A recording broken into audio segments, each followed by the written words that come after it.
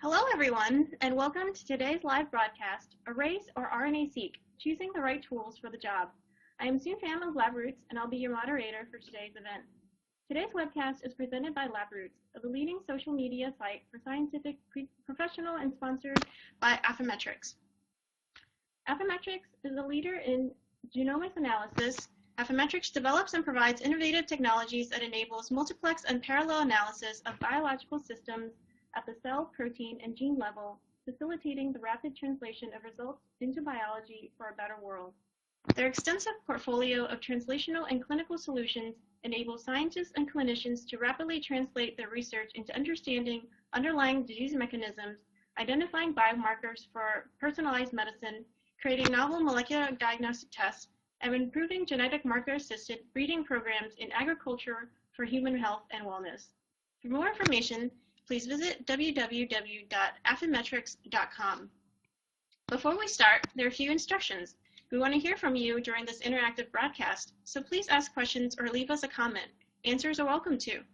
You can do this by hitting the green Q&A button at the lower left of the presentation window and typing in your comments and questions.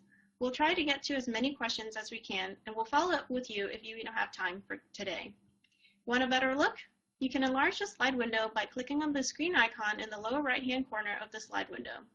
If you can't hear or see this presentation properly, let us know by clicking on the support button at the top right or use the Q&A button. We'll make sure we'll resolve any issues. Now let's get right to today's speakers. We're proud to welcome Dr. Chittur and Dr. Gokmen Polar.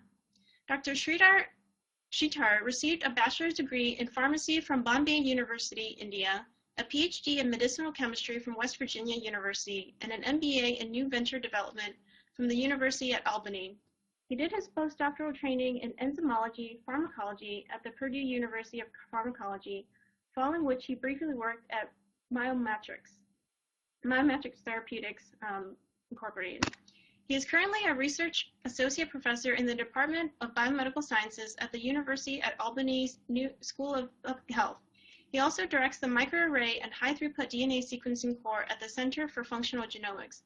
His research interests include epigenetics, high-throughput screening technologies, and drug discovery. He is also an active member of the Association of Biomolecular Facilities and serves on various ABRF research groups that focus on studies of nucleic acids, genomics, and flow cytometry. And Dr. Gokmen Polar is an assistant research professor at the Department of Pathology and Laboratory Medicine at Indiana University School of Medicine. Her research interests are centered on the identification and characterization of novel prognostic and therapeutic targets in breast cancer and thymic cancer. She has approximately 50 publications, mainly in the field of cancer biology. Her specific expertise in the development of novel therapeutic agents, such as targeting EphA2 receptor tyrosine kinase, protein kinase C beta, antitubulin, and TORC1/2 in colon, breast cancer, and thymic malignancies. Her lab developed and characterized a novel human thymoma model designated as IU-TAB1, which was derived from a patient with the stage 2 thymoma. Her current research uses next-generation sequencing, microarrays, and computational tools to understand the transcriptional regulation by non-coding RNAs and alternative splicing that contribute to ER-positive recurrence/metastasis. I will now turn it over to Dr. Chittur for his presentation. Good afternoon, guys. I'm Chittur. I direct the High Throughput Genomics Lab at the Center for Functional Genomics here at SUNY Albany. In my lab, we run both microarrays and next-gen sequencing, and it's very often that people come to me and say, I want to do sequencing, and my first question is why.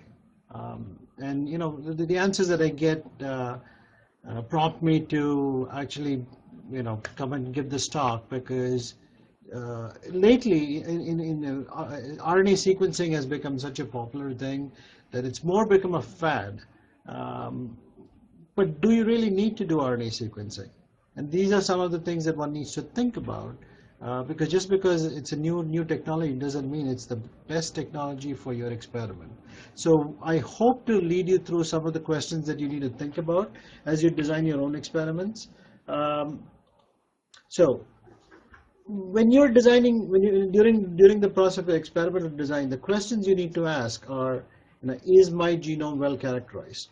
Am I doing human mouse, Drosophila, model genomes, or is it a novel genome that is not yet characterized? The reason you want to do that is because the arrays are designed based on the information that's in the genome. So if the genome's known, the probes can be made. If the genome's unknown, well, the probes, you can design the probes. Am I interested in novel gene isoforms? Is it that I'm just interested in simple gene expression experiments, or am I looking for more rare isoforms, or for things like alternative splicing, gene fusions? Do I care about high expressing transcripts or low expressing transcripts? The reason why you need to think about that is because if you have a high expressing transcript, you could saturate your signal on your microarrays. So that microarrays, as compared to sequencing, have a limited dynamic range. And that's something to consider. An important thing to think about is, do I have the bioinformatics skills or the support? If I can't do it myself, do I have the adequate support for bioinformatics? The array technology has matured enough that there are free tools and other commercial software that are available that one can, in a matter of hours, get to at least a very simple gene list that you can design and think about the biology of your system. With sequencing data, it's not quite so. It's still immature. There are lots of algorithms that you can choose from. You need the computing power. You need the you need the expertise to do it. Not everybody has that kind of support currently. Another important thing is, with any experiment for that matter, is how much money do I have? You have to look at your experimental budget when you're doing any experiment. As much as people would like to say that RNA-Seq is just as much as, it's cheap and it costs just as much as a microarray, I beg to differ. Because if all things considered, you have to think about not only the reagent cost, you have to look at the labor, you have to look at the time, because time is money, all the way from when you submit your sample to you have analyzed data. Which brings us to the next question: how soon do I need this data? Most often than not that PIs come to the core lab and say, I have a grant that I'm thinking of submitting in next month, and would it be possible to get this piece of data because I want to put that in my grant? With arrays, it's doable. Sequencing, not so much. Do I need absolute quantification? Microarrays are relative quantification technology. You're always comparing A versus B. So microarrays do not give you absolute quantification. So if you do need absolute quantification, you may have to look at some of the other options. So let's talk about sequencing. When you're talking about sequencing, there are, you could basically break it up into three major classes. Targeted sequencing, which in a way is like, you're looking at a small subset of the genome. Typically, one would use targeted sequencing for pathway or disease profiling. For example, the AmpliSeq panel. So you're running a few gene transcripts, and you're doing them over and over. So you're looking for copy number changes or transcript expression, what have you, but on a small, limited subset. In a way, you could think of it as doing a qPCR or a qPCR microarray, for example, where you have 80 genes or so, and you're just looking at it across different samples. The more typical sequencing that people do is shallow sequencing, which is anywhere from 25 to 75 million reads per sample. And people tend to use this for RNA-Seq, people tend to use this for determining alternate splicing or splice junction identification. But is that the most appropriate technology? I don't think so. If you're looking at alternative splicing, you really need more coverage. And so you really need to do deep sequencing, which is more like more than 100 million reads per sample. And that adds to the value of the cost of your experiment. In the last 4 or 5 years, I mean, there are more than one paper that I can list which say, RNA-seq is far superior to arrays, and people publish data showing the comparison between RNA-seq data and microarray data. I mean, here's one example from last year or a couple of years ago. And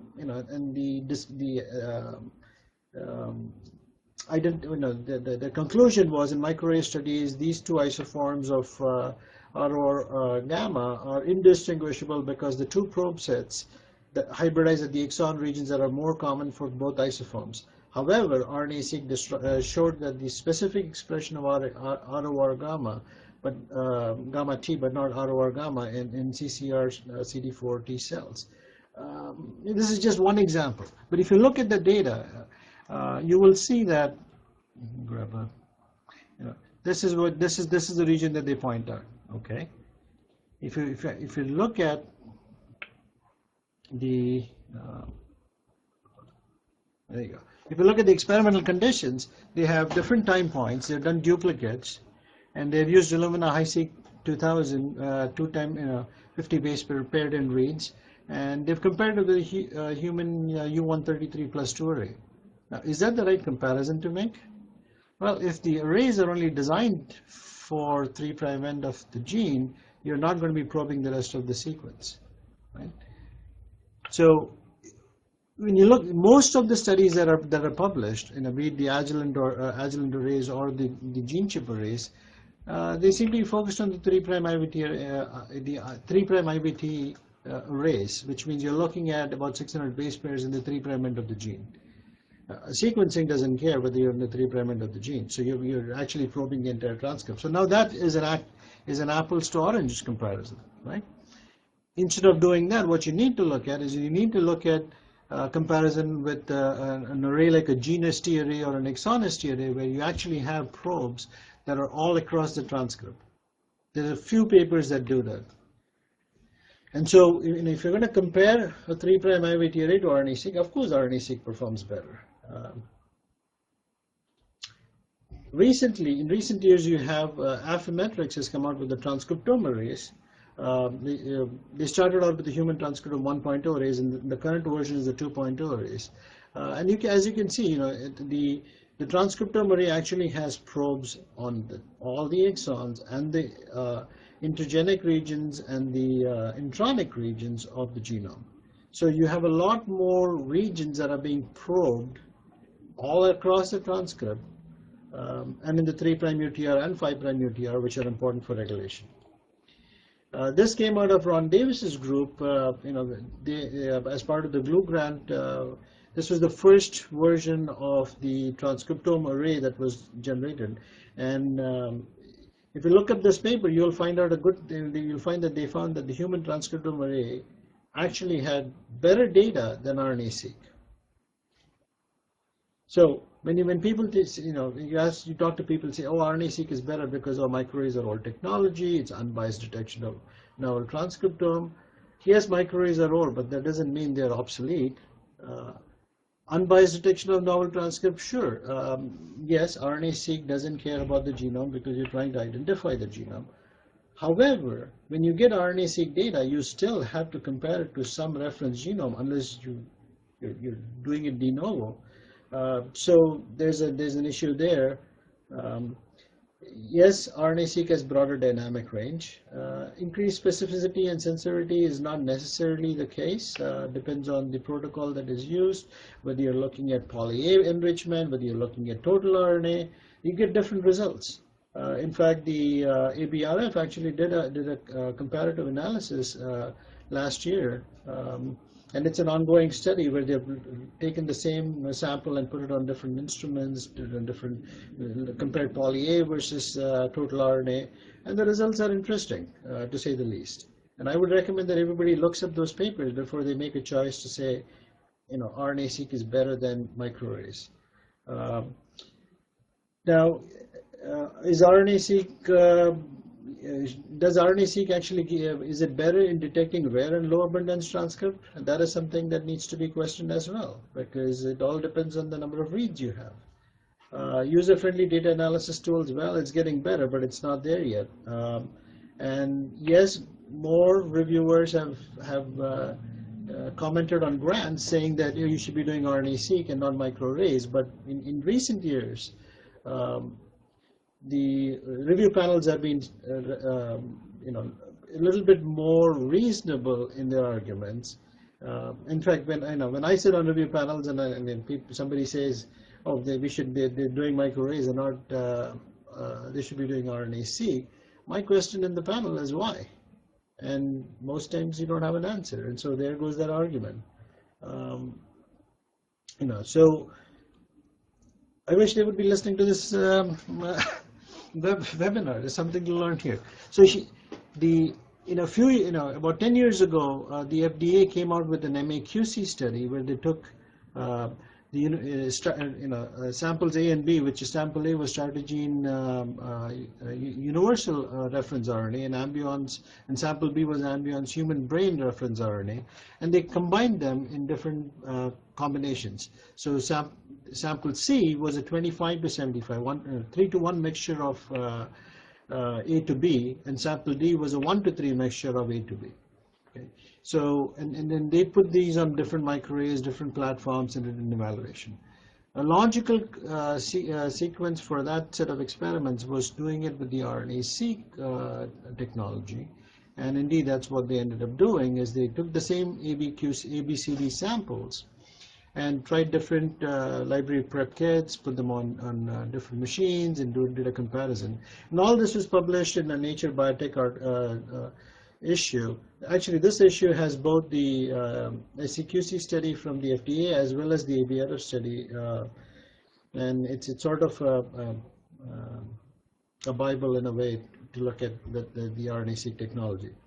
So, without delving too much into it, I mean, you have these 4 samples, A, B, C, D, where C is a 3-to-1 mixture of A to B, and D is a 1-to-3 mixture of A to B. If you make libraries of it, so you make 4 quadruplicates, 4 replicates of the same sample, and you're combining all 16 samples in one pool and run them on 16 lanes to 2 flow cells, and you repeat this over 6 different sites, so you can look at intersite variability and intrasite variability. So this is good experimental design. So you get a lot of data, 23 billion map reads, all the way down to 15 million per library. So what did they find? Well, if you were to plot what this graph gives you, in the y-axis you have percentage coefficient of variance within a site, okay, versus the reads per million. So on the first panel you have 15 million reads, which would be about 1/16 of a high-seq lane. This is 1/8 followed by 1/8 of a high-seq lane, all the way down to 1 or 2 high-seq lanes. So you're going anywhere from 15 million reads per sample to 480 million reads per sample. What you also see in this graph is this red line. Grab a marker, over here, and that is the data coming from a human transcriptome array. Okay, so you can see that the coefficient of variance across the array is very small. Okay, whereas in 15 million reads, you got about 75% CV. And that line goes down as you go from 15 million reads to 480 million reads. Now this is at the gene level, okay? And it isn't about, this is about 1 high-seq lane per sample. How many people put one sample on a high-seq lane? Very few. And when you go to 2 high-seq lanes, or 1 whole flow, 1/4 of a high-seq flow cell per sample, that's when the data between the RNA-Seq and HTA arrays seem to be compatible. If you go at the EXON level, it's even worse. I mean, look at the percentage coefficient variation that you see when you look at 1/16 a sample that takes a 1/16 of a high-seq lane. So this is where you're actually comparing apples to apples. You're looking at the variation within each technology and comparing the variation between them. Right? If you really wanted to compare an HTA data, which is the data you should compare, because these arrays actually probe for the entire transcript, including the intergenic regions, including the 3' UTRs, the 5' UTRs, to sequencing, you need about the HTA is more equivalent to 2 lanes on a high-seq. So when people say easier detection of rare and low abundant transcripts in sequencing, and sequencing coverage depth can be easily increased to detect the rare transcripts, single cells, and weakly expressed genes, I ask at what cost? Are you willing to do 2 lanes per sample? Because that's the only way you can actually get good data. Sure, you'll get data at 15 million reads, but you're not getting all the data you should be seeing. And you could be getting more data just by running a simple microarray experiment instead. And people need to also think about whether they want gene coverage versus exon coverage. A 10x gene coverage is not the same as a 10x exon coverage. So if you're looking for simple gene expression, so in terms of microarrays, if people have used gene ST arrays versus transcriptome or exon ST arrays, this is the comparison you would look at. Right? So gene ST arrays has probes across the transcript, but not enough on every exon to make splicing calls. But the exon or the transcriptome arrays do. And similarly, if you want 10x exon coverage, which is what you would need to determine splicing, then you need a lot more reads from your samples. And you probably should be putting 1 sample on 2 lanes or at least 1 lane to get that. Otherwise, you're just seeing the tip of the iceberg. So here's Rick Jensen at Virginia Tech actually came up with this model where, since we know the composition of sample C and sample D in our SEQC study, we can convert that into a linear equation. So y equal to mx plus b, and in essence your x is the ratio of sample B to sample A, and y is the ratio of sample C to sample A. And if you plot x versus y, all the genes, regardless of their abundance, would give you a line with an intercept, a y-intercept of 0.75 and a slope of 0.25. And the better line would be the better technology. So if you look at this, if you're applying that to the data that we found all the way from 1/16 of a lane to 4 lanes per sample, you will see that there's most of them seem to fit. If you look at the right-hand panels on each of these, if you look at the right-hand panels, most of them seem to fit give you a nice line. But if you look down where we talked about the intercept being 0.75 and the slope being 0.2, you'll see the noise. And the spread data gets better as you get more reads per lane. And it's not until you reach 2 lanes or 4 lanes that you actually get a nice linear plot. The HTA data, however, seems to give you pretty good data. Now, the HTA data was a lot cheaper to obtain as compared to RNA Seq at the depth of using 2 lanes per 2 samples. 2 lanes per sample or 4 samples. The HTA data is quicker, and the reason I say it's HTA, I'll explain that later. When you compare the HTA to the RNA Seq, again, here when you're plotting error versus the number of lanes, it reiterates the same thing. You see more variation between the individual RNA Seq experiments, and it's not until you get up to approach 2 lanes that the data starts becoming more comparable. The other thing that one needs to look at is the excuse me,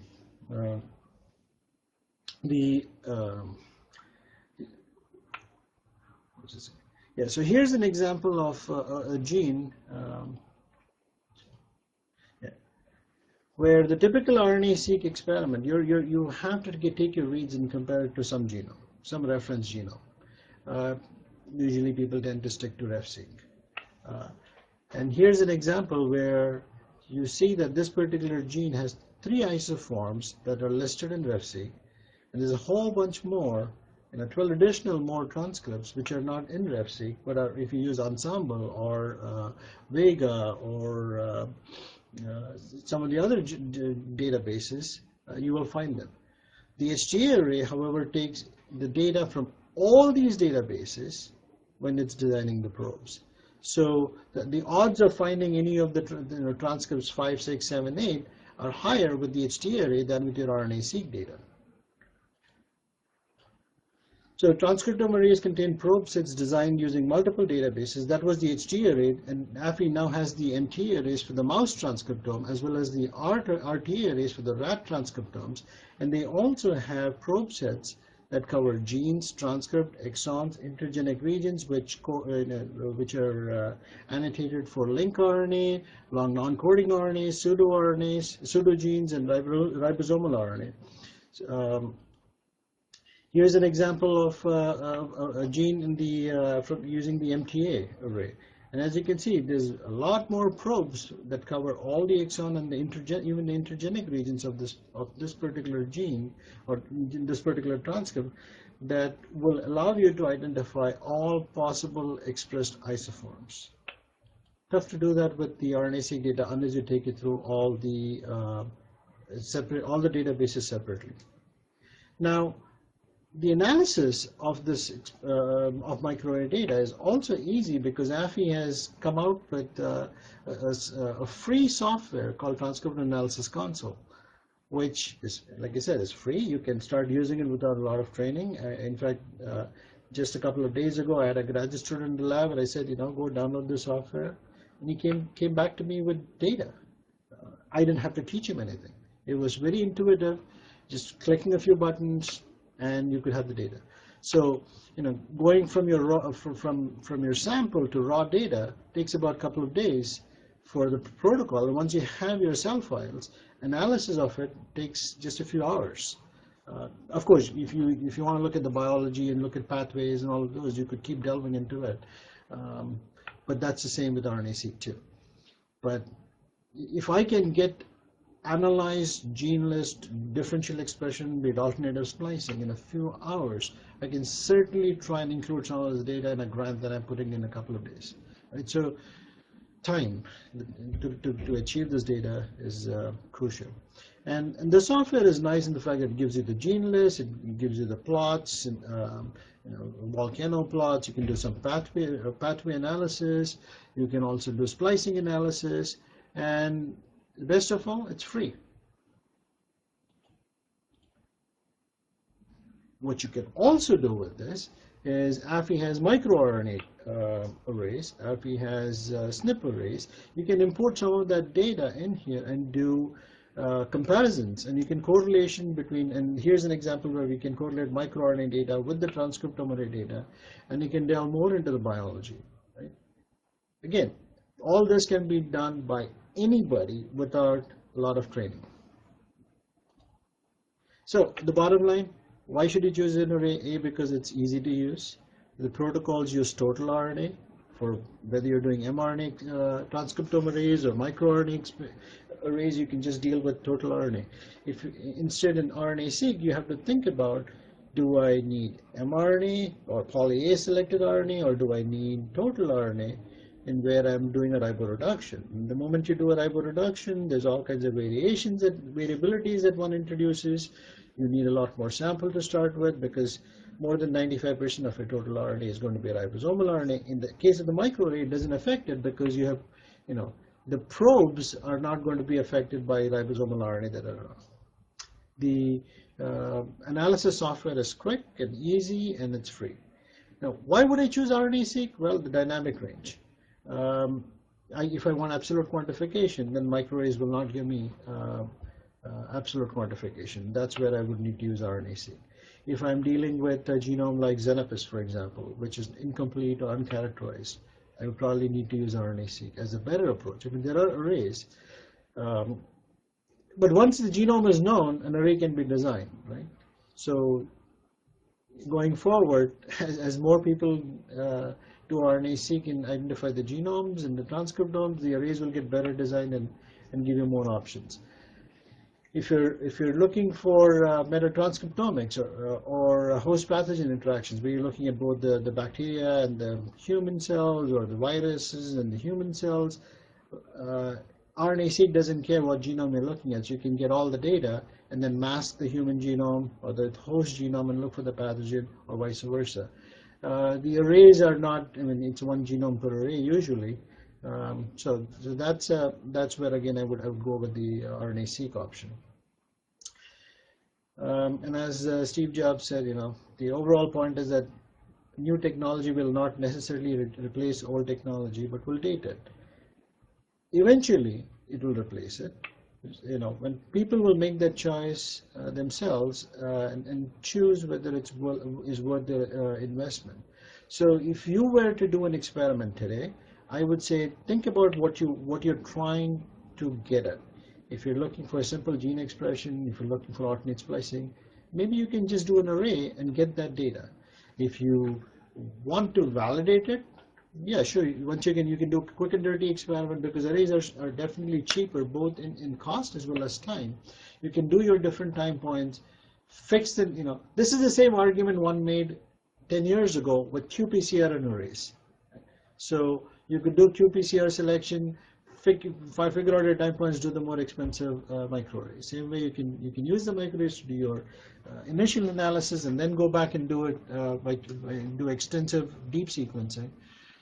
Or you could do the deep, if you've done the deep sequencing, you can use microarrays to validate because it will still be a much more high throughput experiment than doing it by qPCR. So I hope I was able to convince you that you can make that choice between an array. Arrays are not extinct, and you can choose the arrays over RNA-Seq or in conjunction with RNA-Seq. I would like to introduce you to my next speaker now, Dr. Gokmen Polar from Indiana University, who has applied these questions to her own research. And without much ado, let me pass it on to Yashin. Hi. As Dr. Chittur said, he summarized the technical aspects and advantages and disadvantages for each technique. And my talk will focus on why we chose the human transcriptome array technology, and you'll see the application that we chose on my research. So it seems that RNA-Seq is superior to conventional microarrays due to its deep sequencing capacity of the whole transcriptome. So, however, if you look at the depth coverage, as Dr. Chittur said, there may be some limitations. So RNA-Seq is good with novel transcripts, detection of non-coding RNAs, alternative splicing, all over listed here. And obviously, if you want some global approach, like you don't want to know what kind of genome is out there, a new genome. But in this, now we know that human transcriptome is actually very much well developed, and then so there are new ways of tackling to do a whole transcriptome sequencing. For example, the RNA sequencings may not be great if you think that if you have seen with Dr. Chittur's presentation that the depth is very important in the biomedical science. Most of the RNA-Seq we are doing actually around 3 million or 6 million reads per sample, which we never ever did above 100. In that point, it's critical that we are missing a lot of data that we thought we get from RNA sequencing that we are not. In particular, if you increase the depth sequencing, the cost is getting high, and think about the clinical samples, and you have usually reached the statistical significance. That's definitely loses its practicality. And another thing is RNA-Seq may not give with this depth all these targeted approaches. For example, you look at the lower transcripts, and in particular, I would like to emphasize that link RNAs long non-coding RNAs, they are have lower expression compared to the protein coding genes, and you may not get achieve the expression with an RNA-Seq with a lower depth. So in that sense, I would think that the next-gen microarrays, we can call, that they provide us multiple options. You can use a linked RNA microarray, you can use an miRNA, or as Dr. Chittur mentioned, the human transcriptome arrays are really is a adaptation of the microRNA technology. It's not like the conventional microarray technology, because it provides us all the whole transcriptome analysis. Besides this, I also would like to briefly mention that these next-gen microarrays are not only available for the transcriptome profiling, like the HDA analysis, or other analysis like copy numbers, SNPs analysis. You can even use nowadays for FFPE samples, OncoScan, available from Affymetrix for copy number somatic mutations, and other applications, you can non-coding RNA and so on. But my talk will focus on especially the human transcriptome array analysis, and I would like to emphasize why we chose this technology instead of RNA-Seq in our research. So the main determinant was, as you can see here, the availability of multiple probes. Actually, 10 probes per exon or non-coding RNA, and also 4 probes per splice junction. So this means actually a big change from the conventional microarrays, that it was impossible to detect the gene expression. However, here the complete coverage of probes really makes the analysis for both low abundant or high abundant transcripts. So this was the number one reason, the probe-based strategy that we wanted to use this in our research. So Dr. Chittur also mentioned that, so it is a comprehensive transcriptome analysis. So therefore, it's providing more, probably if you think about the depth issue with the RNA-Seq, so you can detect, you cover the human transcriptome at the gene level, transcript level, exon level, and splice junction level. And it all derived from this content available. You can go back and use these tools. It is very much integrated in the software.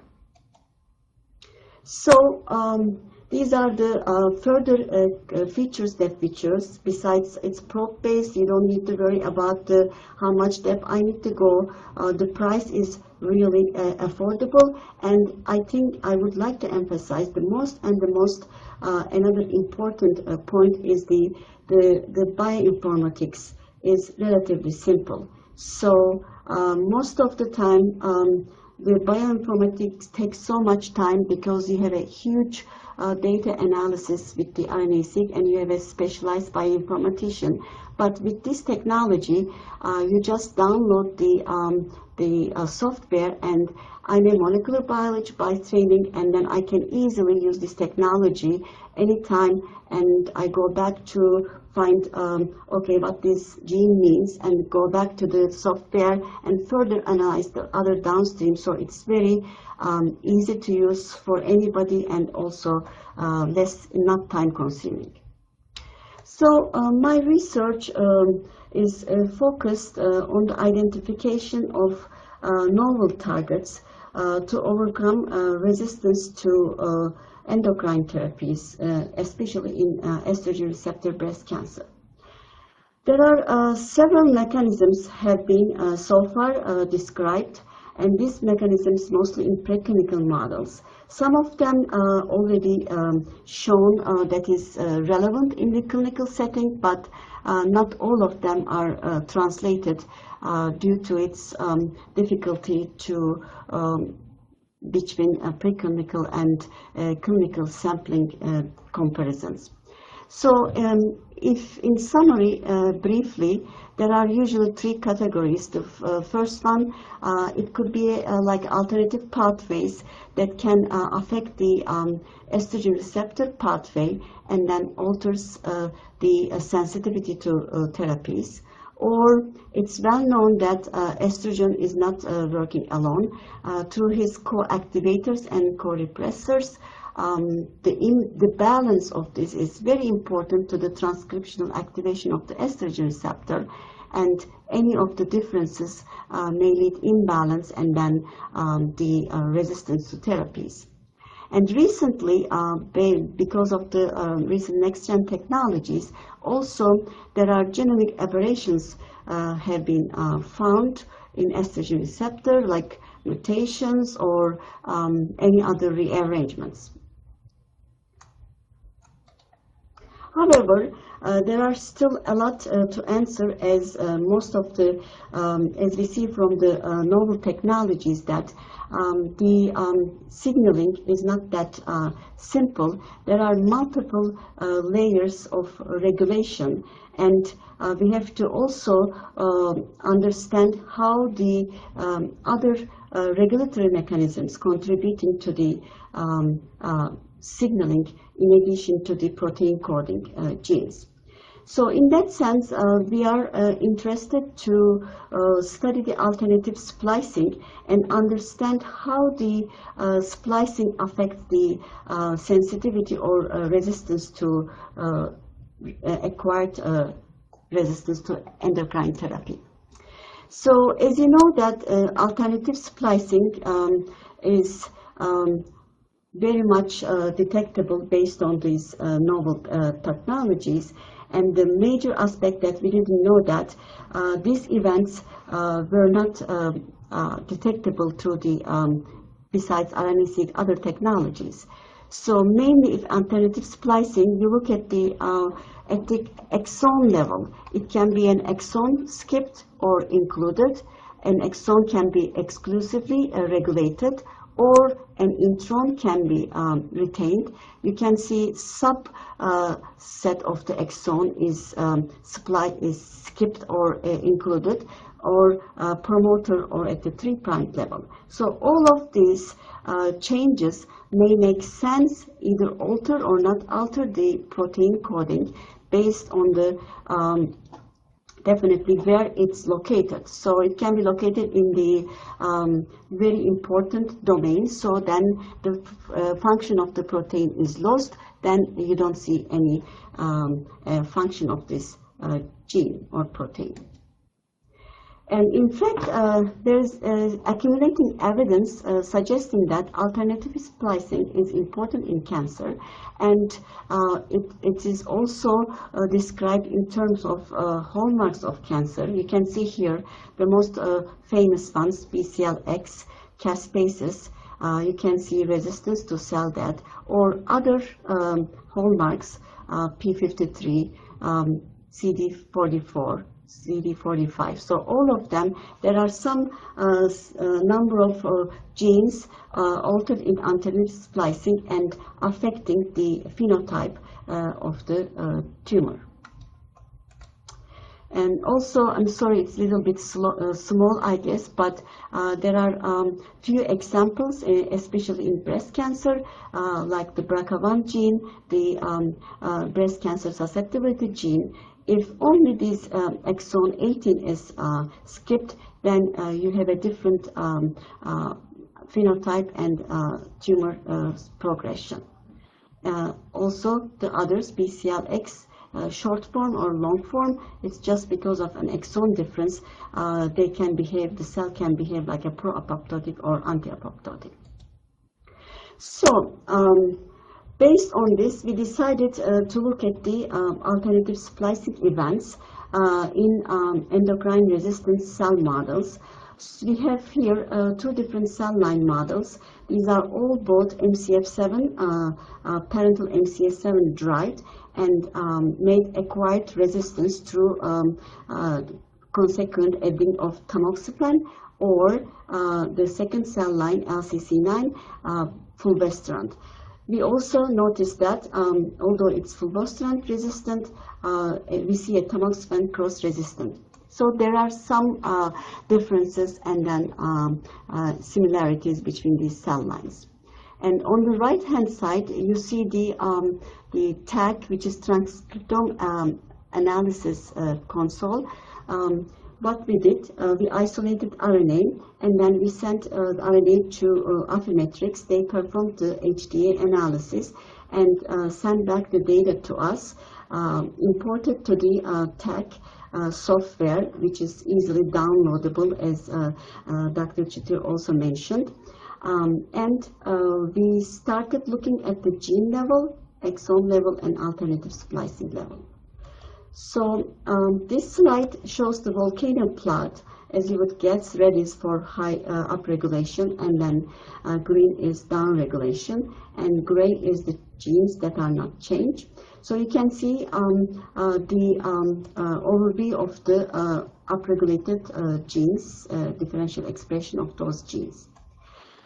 And if you look at the tabular view, we can see that there are differences between these two cell lines, but also they are overlapping. So mainly, you easily can get the differential gene expression level. How many is coding, how many is upregulated or downregulated in this coding, and also it also lists for you the non-coding and how many is upregulated or downregulated. So you can also get the information using the wiki pathways. What kind of pathways are upregulated or downregulated.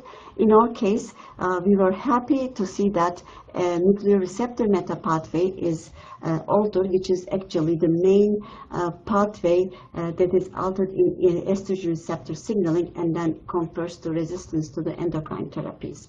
So you can analyze that. But the next one is actually the main question that we would like to answer was, can we detect the alternative splicing between these two different conditions, sensitive and resistant cell lines. Here you can see a summary of the differential alternative splicing events, and on the left-hand side you see the events, either it's a cassette exon, retained intron, or any other listed alternative pathways. And then you can see on this top the PSRs, which is probe selection regions. Actually, the software, the design of the probes is not only one single exon, it depends on the length exon, and one PSR can contain one exon or more exons, or based on the length of it. And then you can easily, looking at the location, see where the change is happening. Here in our data, we first sorted based on the adjusted FDR, and then we looked at the gene change and also look at the different alternative events. You can see here the cassette exons are the majority of the changes, which is expected because the mammalian genome mostly affected by the change of the cassette exons. The other events are more or less rare. So here you can see a tabular view of using the TAC software, and we sorted based on the adjusted FTRP values, and the top alternative splicing event came up the CD44. Many of you know CD44 is already an established marker for especially stemness in breast cancer and all other cancers. And if you look at the tabular view a little bit in more detail, you can see on the left side, you can see the gene changes, and you see that it might not change at the gene level, but there is a huge change at the exon level. Here, especially, this column, splicing index, tells you the expression level at the exon level, because it is actually after excluding the gene levels, how much change in the exon expression happens. And if the number is high, in the first lane you see that 661, which means that plus it's included, and if you see a minus level, it's excluded. So we were very happy to see that all of these numbers are showing that these exons in this PSR region are highly included in the resistant cell line model. And the splicing event score is also telling us that if it's usually 0 to 1, the high number means that it's highly happening. And we chose, you can see that between the two resistant cell lines, you can see the overlapping PSRs, or also there are distinct ones. So we focused on the overlapping one, and this slide shows the structural view of an alternative splicing event. And just particular, the one with the one of the PSR that we focused, you can look at the intensity tracks. The level is changing between resistant and the sensitive cell line, and also it shows you splicing track, and these exons included, the red ones included in the resistant cell line. The same data you can look by genomic view. So I think this is the most useful view, I would say, because you can connect your data with the other tools like ensemble. So you can figure out or visualize that, okay, I'm looking here this exon, what does that mean? Is it what kind of transcript I'm talking here? So you can easily see the transcripts already existing, looking at the ensemble, and you can also connect to the UCSC browser and make more extensive analysis. So I think this is the mostly useful thing, because what we used to do before, we were opening all of these tools and then looking back and forth, making a big difficulty. But this software also integrated the most important links that you need for the analysis of your data to translate from genomic to the other transcriptomic and also domains.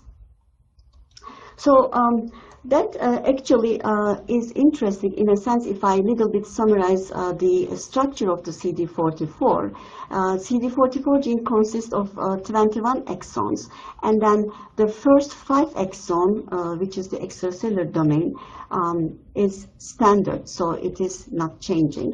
Also, the last 5 exons, 15 to 19, is also standard, it's not changing. So if you combine this is called CD44 standard, and you can see, if you look at the structure, the N-terminal is different than the one that changes. On the other hand, the variable regions, which is the mid part from 5A and 14, can change. So this can be excluded or included based on the tissue type, based on the condition you look. In our case, the HDA data revealed that we have included the breast cancer specific variants in our resistant cell line model. That means a lot, because if you look at the structure, based on these variants, only these extra loop stem here makes a lot of difference in the function of the CD44. And if you look at the literature, CD44 is well established for the stemness and especially CD44 plus and CD24 minus subpopulation. But on the other hand, if you look further, CD44 has been also implicated in tumor suppression besides progression. So we don't know what it means. We always think that, okay, CD44 is a bad player and then let's target it. But on the other hand, it's very context dependent, and whatever splice variant is present in your tissue, in your cell type, so it makes a big difference. For example, we have also data that CD44 can be a good prognosis in ER-positive breast cancer. So we couldn't understand, okay, how come CD44 can be a good prognostic marker? Well, now we have tools to further ask this question and look at it at the splice variant level, that maybe it's because of we are having different splice variants rather than just one CD44, that everybody uses the common antibody and saying that whether it's expressing or not. So I think as a conclusion, I would say that the HTA analysis provided us in a very quick way and very accurate way how to look at the different layers of the regulation at the transcriptome, and we are happy to continue with the data we have and translate this into the clinical setting. Thank you very much.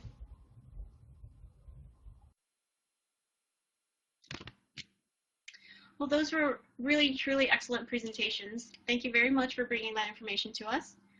Before we get started with all of your questions, here's a quick reminder of how to reach us today. Questions can be sent via the green Q&A button at the lower left of the presentation window, and we'll try to get to as many questions as we can. So we have our first question, and our first question comes from Iva from the University of Cambridge, who asked Dr. Chittur, do you suggest validating microarray data using cDNA generated in the array, or actually going back to the original RNA and generating new cDNA?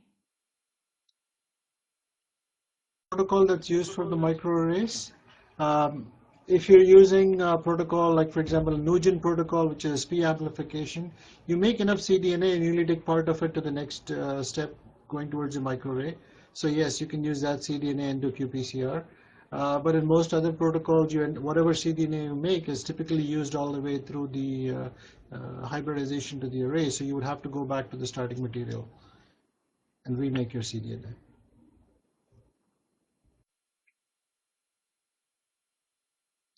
Okay, our next question is for Dr. Gokmen Polar, and the question comes from Olapade from Canon Ministry, who asked, how frequent are the environmentally modified gene transcripts identified, and how expensive are these sequencing programs? Hi, actually, this transcripts can be, depends on the environmental, we can say. So you have to have your exact controls to determine that it is really because of that condition or not. And in terms of you're asking the each array's cost, I believe, and I think compared, they are really usually not that expensive. It's about 300 or something like that. So really achievable. And the good thing is you don't need to put too much replicates on it.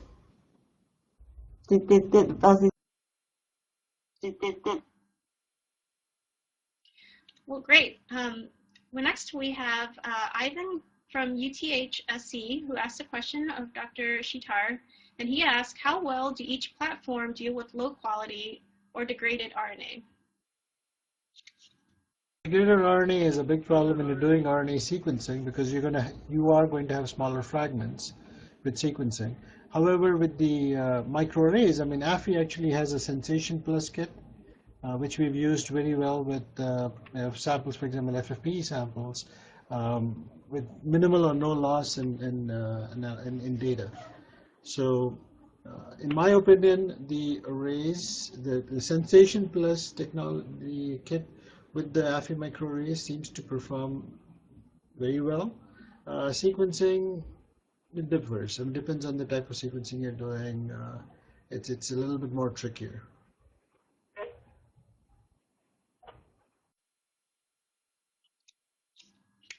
Okay, great.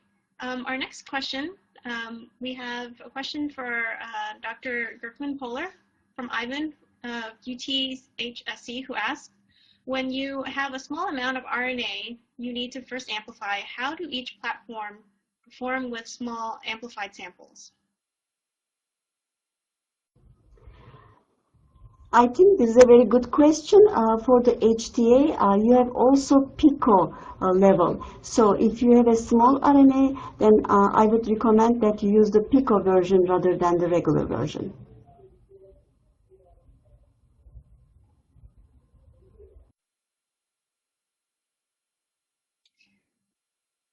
Great.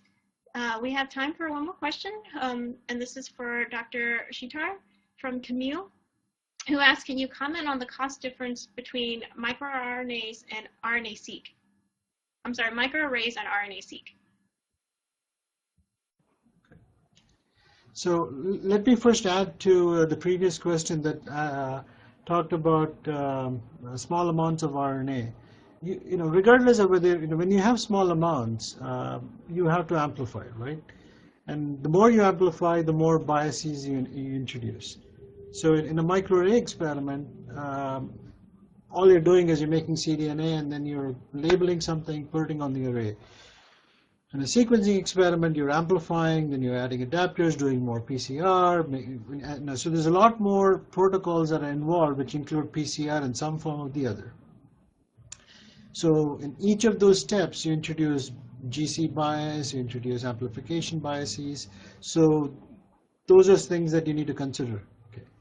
Now, in terms of the cost difference between microarrays and RNA-Seq, well, if you have a sequencing instrument in the lab, and you have a student in your lab who is working all the time, yeah, they're very comparable because labor is free. If you're paying for labor, that's the more expensive part, then all bets are off, right? So if you were to deal in an academic core facility where labor is cheaper than a commercial entity, the arrays certainly are cheaper than the RNA-Seq, in my opinion. Okay. Now that is if you do the experiment the way we talked about. Now, if you're dealing with 10 million reads per sample or 5 million reads per sample, or you're putting 50 samples in a lane and sequencing it, sure, the cost would come down. But then you're sacrificing on the other end with what output, the data that you can get from your output. If you can find some splicing information, sure, but are you finding the rare transcripts? Are you finding all the splicing isoforms? No. So this is where you need to be more careful when you're making a comparison purely based on pricing. In the long run, I mean, arrays are cheaper than, right now the arrays are cheaper than sequencing.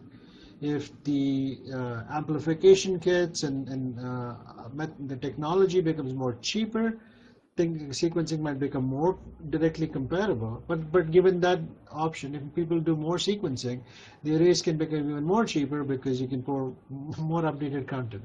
So it's going to be one catching the other, sort of the same way as, in my opinion, I think arrays are right now where qPCR technology used to be.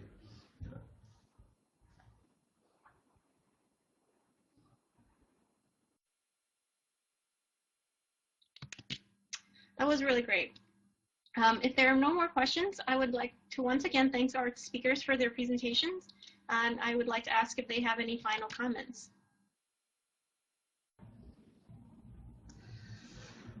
The only thing I would say is, I mean, don't just jump on the bandwagon and go for sequencing. Any experiment you do, spend some time talking to people and finding, designing your experiment properly. A quick and dirty experiment may not necessarily be cheap in the long run, because you might go chasing something that is not true. You have a lot of false positives and false negatives. So experimental design is where you should spend the most amount of time in designing an experiment, right? So make sure you have the right number of replicates. Make sure you know what you're asking.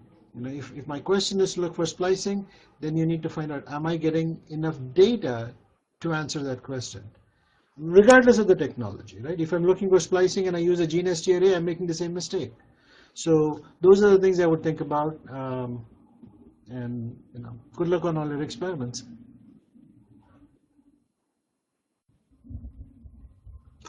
Well, based on experience, I definitely recommend to use the next-gen microarrays. And then, yes, RNA-Seq, we have also used it, but in terms of efficiency, I would say from my own research, we could get very accurate and valuable data from those microarrays. And I would definitely suggest the next generation microarrays because it is not the ones that we think that the microarrays, these are the ones that also provide such high throughput whole transcriptome coverage. So I would definitely recommend based on experience.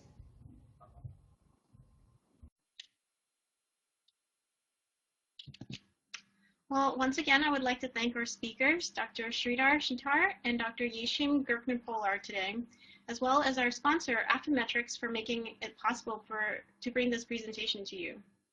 Today's webcast will be available for on-demand viewing through August of 2016. You will receive an email from us alerting you when it's available on demand and posted on labroots.com. You're welcome to forward this announcement to any colleagues who weren't able to join us today. Thank you again for logging in and participating in today's broadcast. See you again next time. Bye-bye.